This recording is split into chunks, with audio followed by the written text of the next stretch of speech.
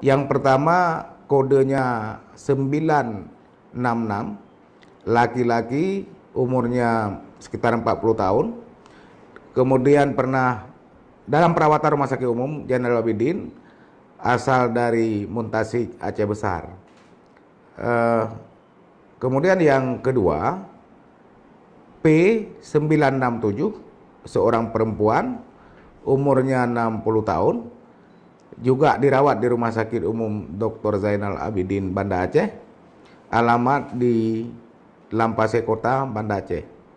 Sedangkan satu lagi kodenya P968, laki-laki, umur 60 tahun, juga dirawat di Rumah Sakit Umum Dr. Zainal Abidin, Banda Aceh, alamat juga di Lampase Kota.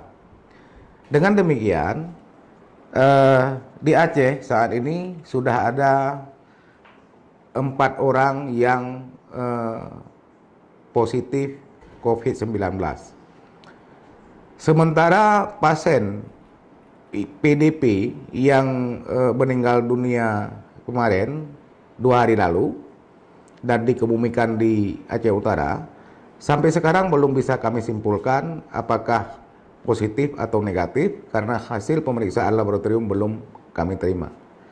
Sementara itu, teman-teman, dapat kami sampaikan ada penambahan yang signifikan jumlah orang dalam pemantauan. Kemarin 266 orang dan hari ini ada penambahan sekitar 63 orang sehingga menjadi 329 orang.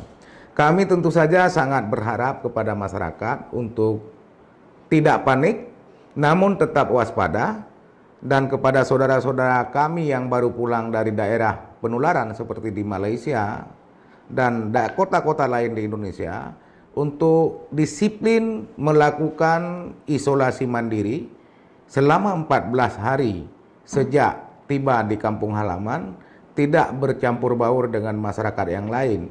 Dan apabila menderita demam, batuk, dan pilek, apalagi disertai dengan sesak napas, segera menghubungi fasilitas kesehatan terdekat.